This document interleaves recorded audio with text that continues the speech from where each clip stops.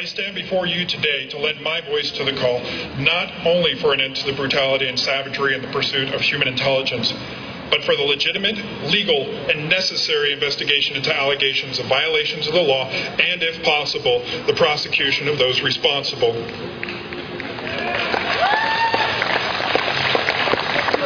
Now, this may seem like an odd position for an interrogator to take.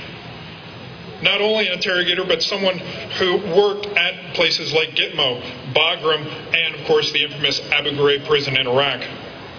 One would think that such a fellow as I would be the last person calling for a cross-agency inquiry into wrongdoings at these locations and others over the last 7 years. But I tell you today, that is exactly the exact thing that people like me in our profession need. And it's not just for an accountability sake, it's for national security.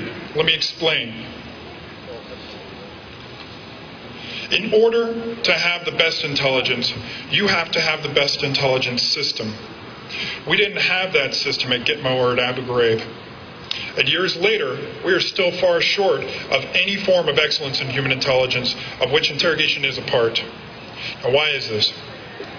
Most of our leaders still do not understand the nature of the breakdown in our system.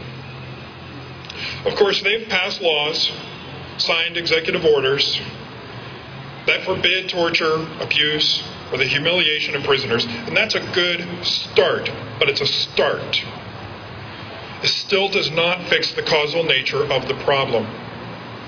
And I fear that without a proper cross-agency review of actions in interrogation and detention following 9/11, it will be a very, very long time before we truly reacquire an elite interrogation corps capable of protecting you, your friends, and your family. And that's our job. I know I just came from an assignment overseas, and I can tell you honestly that we have a long way to go. The system truly needs our help. Now, some people say that we have to be tough with these terrorists. They say that they deserve what they get. They say that after 9/11, the rules changed.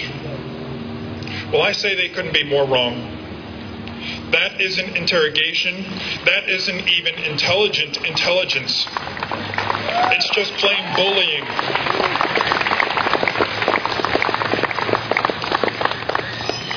And it weakens our country. So, what makes for good interrogation? First, you need a good interrogator. And good interrogators have certain virtues in common. Here are a few of them. First, a keen intellect, an outgoing and friendly nature, a gift for the gab, empathy, and an innate curiosity in almost everything. Now, where does torture fit into that mold? Where does abuse fit into that repertoire? It doesn't fit anywhere. In a truly professional and elite interrogation corps, the only thing that matters is the caliber and character of the interrogators. And it doesn't matter if I'm interrogating a suspected Al-Qaeda terrorist or your children. It is my ability to reach across the table and delve into their mind with a keen sense of understanding that will ultimately get to the real intelligence. This is a battle of wits, not of willpower to withstand suffering. Now, throughout history,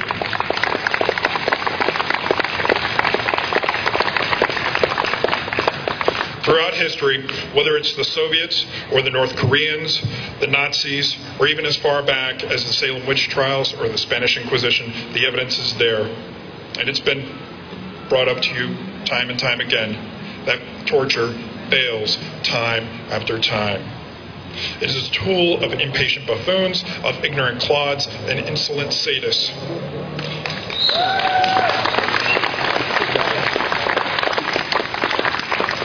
And it is, unfortunately, the exact direction that some people thought we should take. They were wrong.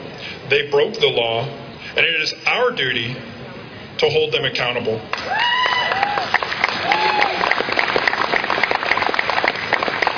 Then we make sure that the people who replace them understand the right way to get the real intelligence and not some wild goose chases that lead us halfway around the world, grabbing the wrong people in the middle of the night.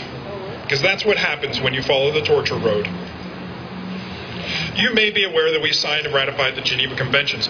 You may also be aware that we actually hold the Geneva Conventions on American soil. We are the protectors of the Geneva Conventions. And we've also signed and ratified the Convention Against Torture.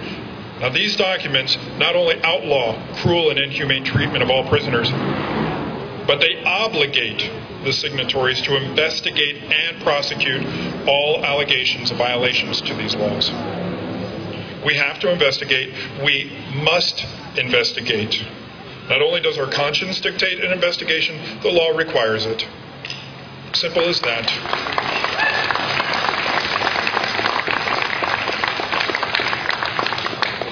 I don't care if you're Republican or Democrat, if you're a Marxist or you're independent American. This is not a Republican or a Democratic issue. This is not a conservative or liberal issue. All Americans should support the rule of law in our country. All Americans should demand the investigation of anyone suspected of breaking the law. Or should we make an exception? Should there be some people who are above the law? No. Me. If so, what does that make us? A nation ruled by law or ruled by men who can shirk their duties to the American people. You need to decide that. Your friends need to decide that. The people who aren't here but may be listening have to decide that. What country are we? This is what I'm fighting for. It's what Rocky's fighting for. It's what all of you are fighting for. But we can't do this alone. We need you. It's your voice that counts, not mine. I've been talking about this for years.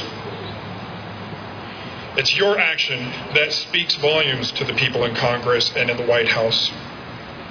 And it's your power to do the right thing, which is so desperately needed. So pick up that phone, call your representatives, demand that they have an across-the-board review.